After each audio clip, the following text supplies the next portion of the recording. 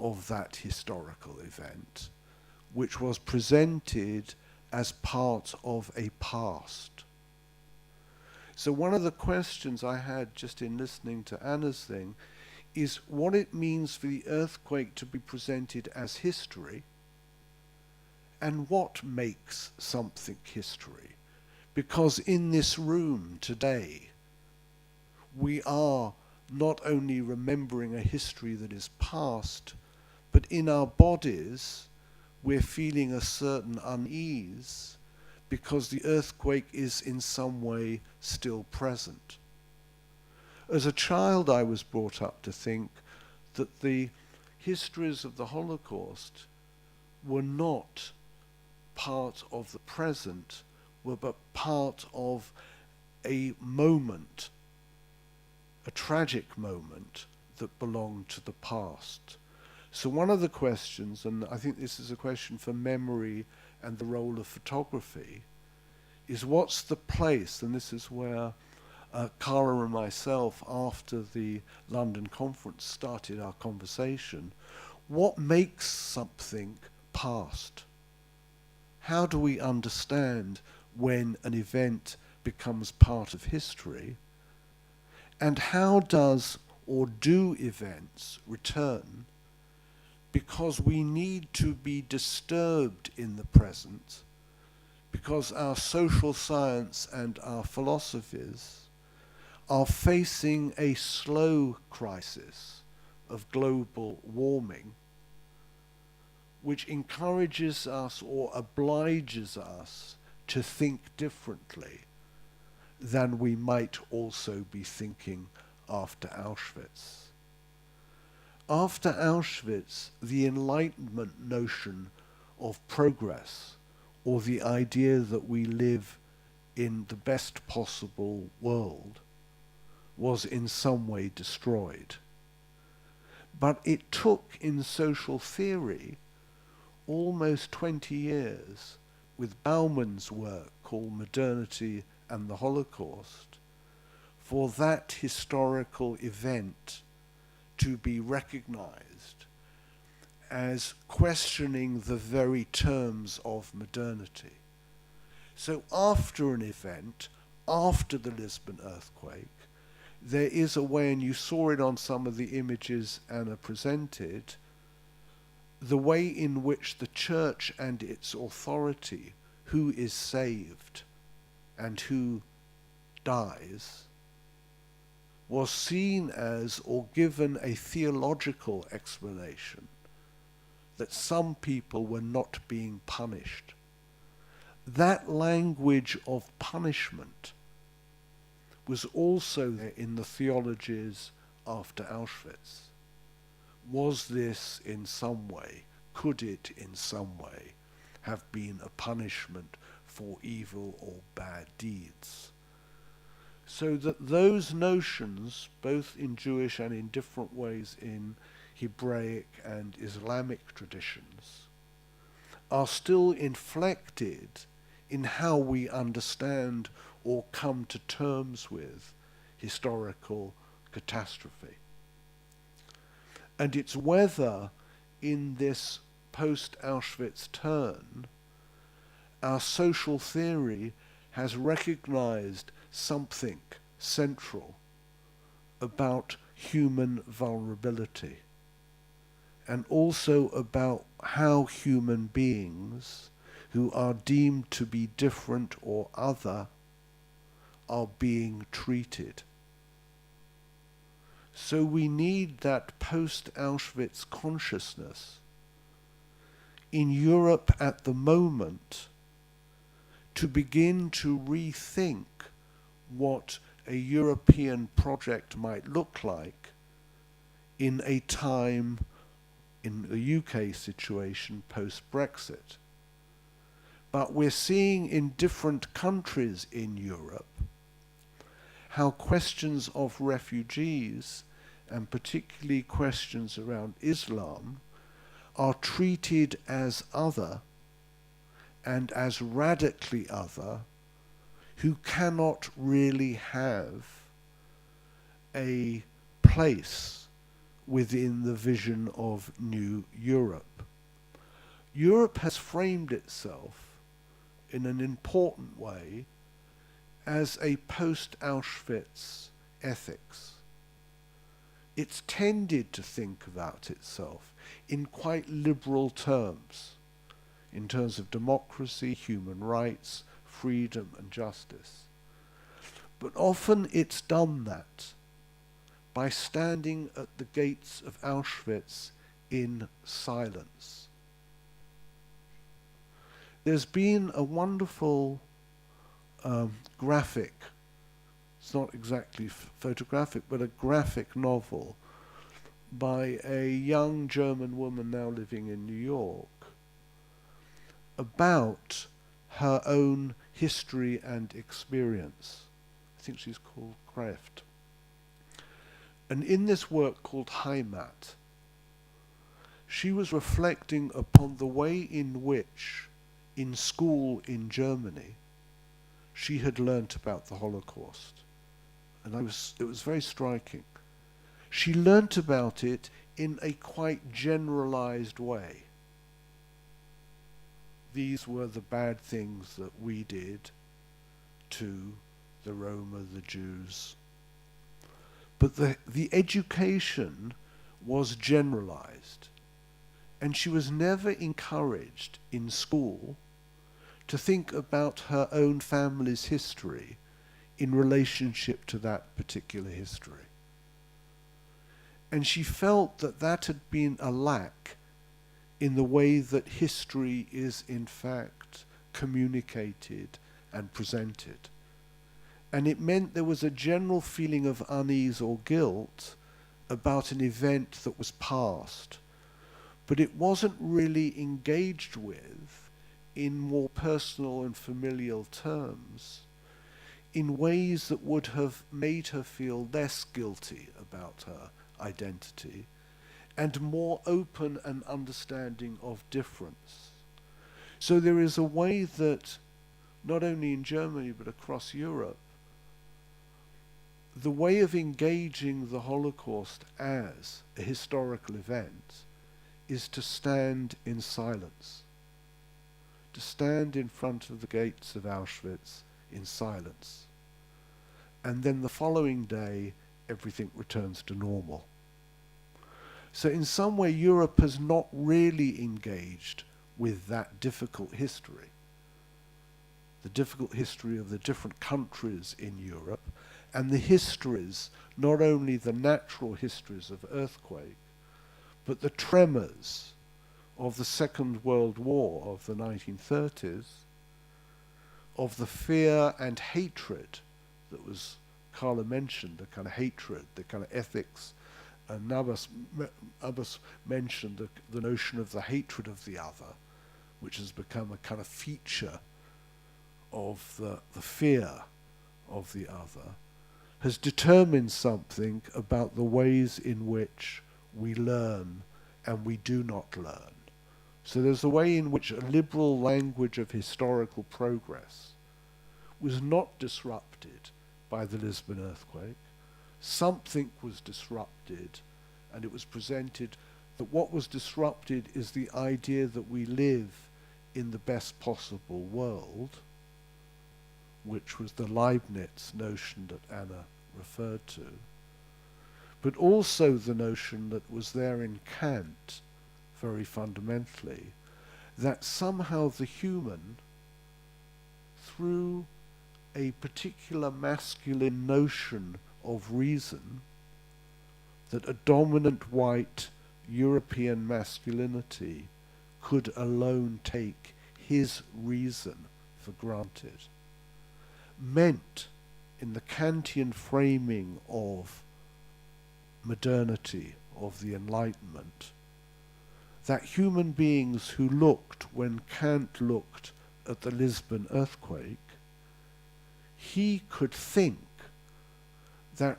human beings were still in some way, because of their powers of reasoning, somehow superior to nature. And that notion of superiority, that somehow we could stand back from the earthquake, which Kant did, wanted to do, stand back, as rational self, affirmed a sense of superiority of culture in relationship to nature. And I think it's that deep distinction, the distinction which has in some way framed social and cultural theories in the framing of post-structuralism, that post-structuralism as a dominant theory has organized itself around this fundamental distinction between nature and culture, and has tended to think that nature itself is a cultural construction. And that idea of construction has been really powerful. And because of that, that relationship or the superiority of culture to nature has framed a colonial project, a European colonial project, in which the so-called uncivilized cannot be reasoned with. They can only, the only language they understand as children is a language of violence. Carla and myself were, just 2 weeks ago, at a seminar in London on Portuguese history. This was part of the preparation for coming today. You always have to prepare. And one of the speakers pointed to a famous statue that's here in Lisbon. If Lisbon still exists when we leave this room and has not been completely destroyed. But if the old Lisbon, the Lisbon of yesterday, the one that's just shuddering because of the aeroplanes and the metro, and that's all we've had, if that Lisbon is still there when we leave this room, there is a statue that only 2 years ago was opened by the mayor of Lisbon that pictures a famous Jesuit person who was seen as a good man, a model of a particular kind of Christian masculinity. And in that statue, only opened a year or 2 years ago, and it's one that we might all, as urban photographers, want to gather around and take photographs of. The indigenous Brazilian is seen as child, is still represented as child, in a statue that has just been lifted. So the notion of European, in some way, superiority really cuts deep. And I know in my own experience, my family is Brazilian, the notion of education as the marker of being maleducação is a marker of differences, means that we really need a different way of thinking and understanding what it means to be human in a new form of political and social theory. The notion of the human simply as a cultural construction, so that the human is somehow framed differently in different historical and cultural moments, is still there as a dominant vision. But it means that the notion of the human is still tied to a masculine notion of the rational self. And it was only recently that a British, English, American feminist philosopher, woman who died, Pamela Anderson, in her sickness, she had cancer, she was reflecting upon what it was or how it was so difficult to be a woman in contemporary academia and philosophy. And she recognized that she had been brought up to think of herself as a rational, autonomous self. That becomes almost a cross-gendered notion of what it means to be human. At that level, it means being disembodied. And your body is framed in the context of a European modernity as machine. So the body is there silenced. The body is in some way native. The body in some way is black. And the body in some way is Jew. It is other, and it needs to be controlled. Because within a dominant imaginary, a dominant Christian Catholic imaginary, which was in crisis because of the Lisbon earthquake, in that imaginary, the human was always set in opposition to the animal. And the animal is reflected in the notion of our natures, our animal natures. And those natures are seen as needing to be controlled because they are animal. And it's a dominant masculinity that can, in some way, affirm that control through recognizing that vulnerability is a sign of weakness and a threat to our male masculine identities, even if we're thinking in trans terms and across gendered framings. So in that way, when we rethink the distinction between nature and culture, we're actually rethinking the very notion of the human in a post-Auschwitz situation as vulnerable. And recognizing that being vulnerable isn't something to apologize for, but is something that frames a very different, radical enlightenment, post-enlightenment vision, which thinks in that vision in critique of a certain notion, a certain colonizing notion of a European white superiority. So, with that note, and I'm getting a little thing, I just want to do just one more thing that I want to mention, which was, because this is also a reference in the, if you go to the art exhibition, there's a picture of Walter Benjamin as one of the artworks in a beautiful exhibition.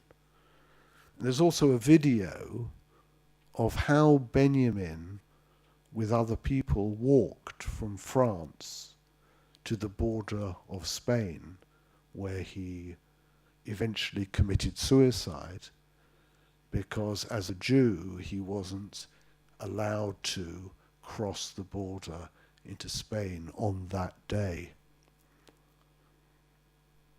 Benjamin wrote a radio program for children in the 1930s, and he wrote it on the Lisbon earthquake.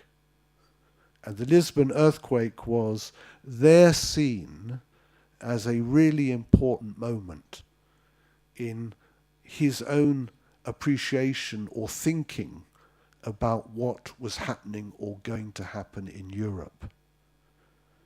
He, in that end of that radio program, said to the children, you should go back and speak to your parents about these ruins or what happened.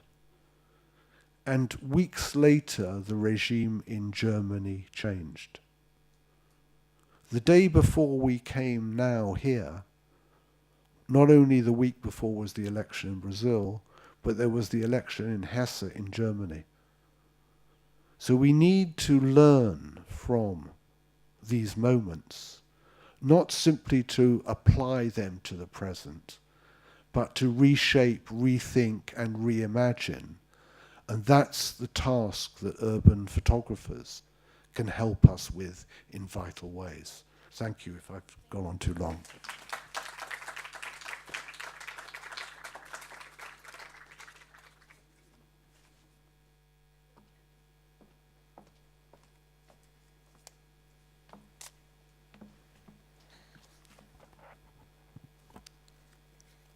Thank you, Professor Victor Slider. I invite you to come and to have perhaps 10 minutes of discussion. It's okay.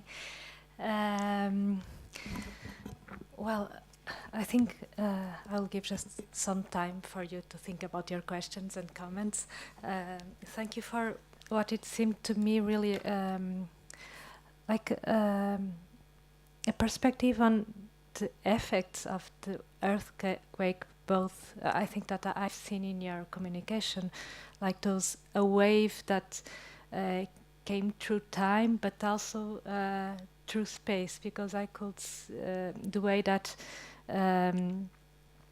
you mentioned it, how we can speak about history, but from the point of view of present, and very away, really aware of what's happening now, and what's happening now in the city. Even, and thank you also for the way that then perhaps we can discuss more about this, but I think that your talk really resonates with a lot of discussions that are happening now about the memory and this history that is embedded in the city, in the urban landscape. I think that in the afternoon we'll have a lot of contributions on this aspect. So I'm looking for, because you really addressed a lot of very interesting parallels, and I would like perhaps to take from this key that with which you ended, that is this radio program of Walter Benjamin, what it's this program that really connects in a very clear way the history of Auschwitz that you mentioned and the history of the Jewish people, with that it's a social, cultural, all the dimensions of the catastrophe are embedded there, but perhaps we can say that there is a fundamental politic origin in this catastrophe, and then with a natural catastrophe that was, so you made this connection with social and natural catastrophes. Perhaps I would like you to speak a little bit about this connection that has to do also this connection with nature and human nature and culture, that I think that it's time now to not to do so much this break between one dimension and another. So I think that can you hear? Yeah. I think that there are two things. One is the way in which history relates to memory and the histories that we carry. And often we in our education learn to think of history as past. And we don't appreciate the way in which history is embodied and carried into the present, and the way in which we're all doing that, having very different kind of family and collective and communal histories. So rethinking the relationship of history and memory, and particularly the role of photography in presenting us with images, sometimes we cannot even recognize who we were on those images, but we recognize ourselves through them. I remember I had some images of my mother, who was in Vienna in the 1930s. And she said when she saw images of herself before she came as a refugee to London, she couldn't recognize herself. She knew it was her, but somehow she felt this split. and found it very hard to kind of identify herself, even with the image that she knew was of her. So the question about the relationship of history to memory is a really present one, because we tend to learn history in really unhappy ways. And we learn them in unhappy ways in which can make it harder to acknowledge or recognize the histories that we carry. And the distinction then, and this is the second part, between nature and culture, because in carrying those memories, they're both part of our nature and part of our culture. But we need, if we're trying to think about or engage with the crisis in terms of global warming, we seem to need a very different kind of imagination, which will allow us to recognize ourselves as part of nature, but in a radically different kind of way. So both within Marxist traditions and in liberal sociological traditions, it's often very difficult to know how we can shape or position ourselves within nature. And often it's the photographs or the images, if you go to the exhibition again, help you or question the way in which you're part of these different natures that are in some way invisible and unnamed, but somehow are carried, so that only when you see the image are you stirred, and you might feel unsettled in the ground that you stand on, but in another way illuminated. It brings light in the sense that you stand in relationship to your body, you inhabit your body, you inhabit nature, and you inhabit history and culture as all part of some kind of framed experience. Thank you. I will give the word now to the public. So, there is one question. Sure. Hi. I would like to say thank you very much for this speech and for this moment. It was, for me, a brilliant and more than enlightenment moment. I would say it was awesome. I am Brazilian, living in Portugal since 6 years ago, more or less. And the statue of Padre Antonio Vieira and the three indigenes, it's something that it's the first time I saw that it was very aggressive for me, because I was with my son going around to visit the church. I'm not religious, but it was more a historical visit for the church. And then I saw the statue and I say, no way, what's going on here? How this is possible, you know? What's going on? And for me, it was very aggressive to see that. And then I saw that they scheduled a demonstration against the statue 2 weeks after, and then a group of neo-Nazists block the demonstration. They arrived 1 hour before, they block, and nothing happened. And it was unbelievable. And the problem is, and this is, I would like also to say thank you for your observation of how we can call and turn things history in our minds, and how this can be very bad, because I feel also that I didn't do nothing against that statue yet. And I think this can be very bad in the future, because it's a way not to relate with that problem that it's clear there, and it's something that we have to speak about and to solve, I don't know, at least to understand, I don't know. And I think the moment in Brazil, it's very much related to that, in a way that I was born in 1979, which was the amnesty year from the dictatorship.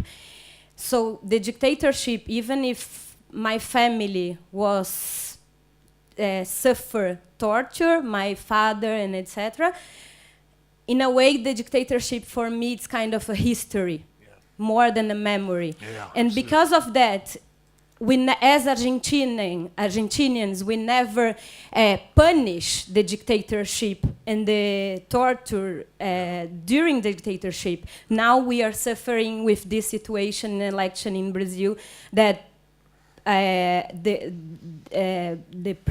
future president think it's okay to say that it's okay for torture, and I think this is very much about not to make you guilty about everything, as you said about German things. So, thank you very much this Thank you. terrible moment. Yeah. And your, I mean, that was just amazing what you said, because there's a way that the dictatura in Brazil was never really engaged with. It didn't go through a process in the way that Argentina did. And it was only Dilma at a particularly very late moment in the 2000s that the question of torture and the militarization in Brazil was, in fact, began a process where people began to talk about it. But even at that moment, it was presented as history. So the younger generation in Brazil, and I think this is really important, are framed around notions of progress themselves. You know, it's even on the Brazilian flag, the notion of progress. It's so much part of an Enlightenment independence move that even in the Brazilian situation, there is no sense of how that history was talked to by parents to children. There was a culture of silence in Brazil very powerfully. And it means that the history isn't carried or acknowledged as memory. So that a younger generation feels a kind of split from its own past. Yep. And in different parts of Europe, you can explore or frame the way in which that split happens.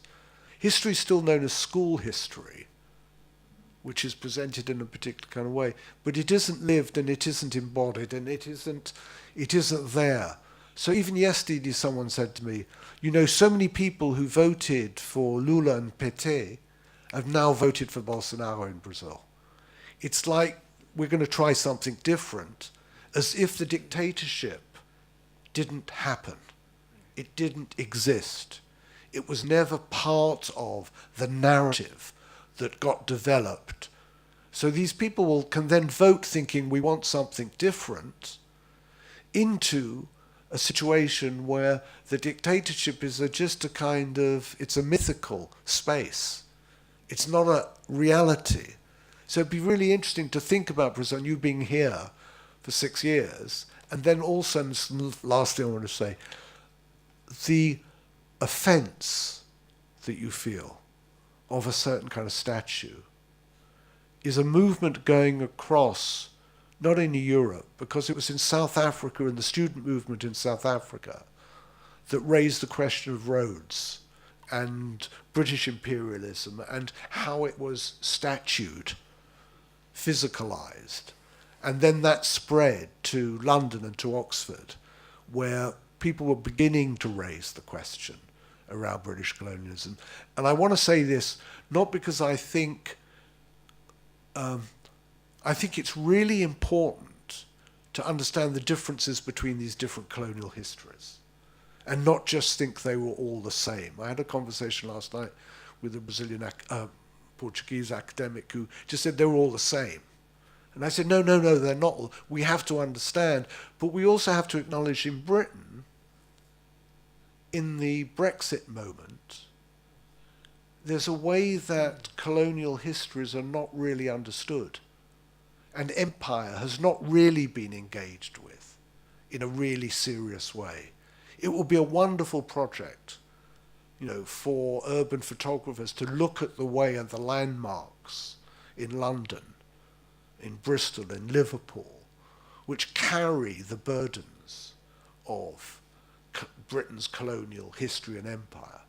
People understand it as the past, and they understand migration and questions of immigration and migration in Britain as starting with the Caribbean migration becomes the beginning And that was the beginning that the narrative around race and ethnicity, also in sociology, developed in response to that migration movement. But actually, the experiences of British colonialism happened somewhere else. That's the framing. They're not part of our history. They're part of somebody else's history, and it will be up to them to write those histories. But there's a kind of silence in Britain. But we still wouldn't, I think, I might be wrong, there are a lot of people here who can counter that, there wouldn't be that statue, Sant'Antonio statue, put in Britain. That would be an impossibility. So here's a really interesting photographic project of photographing that statue, that demonstration, the right wing, and then what happened in terms of what might happen in terms of pulling a statue down, and what memory in stone or memory in metal, and how you can walk with your child, and what story do you tell your child. And that's where I think the Benjamin radio program, because he was trying to say the Lisbon earthquake, what's the story, the narrative that I could tell? And then he learnt or thought that actually it's children who need to tell their parents and remind their parents of histories that their parents have gotten. So I think the relationship of child, what is it to be a child, and an adult, that's a really important and thing this to was question. Weird also, because my son, he kind of liked the statue. He liked it. Yeah, of course, because he was Yeah. the same age, more or less. Less, yeah, So, you know. Yeah. Well, I think that I need to do the moderator of time also, and I'm really sorry, because I think that we could stay here now, moving this discussion forward, but in fact it will move forward after lunch, and we'll have also some coffee breaks where I think that those discussions can pop up also in a more informal way. We need to go to the lunchtime, so I'll welcome you to come back at 2:00 for the next panels. Thank you very much, Professor Victor, and so see you, have a good lunch, and see you later.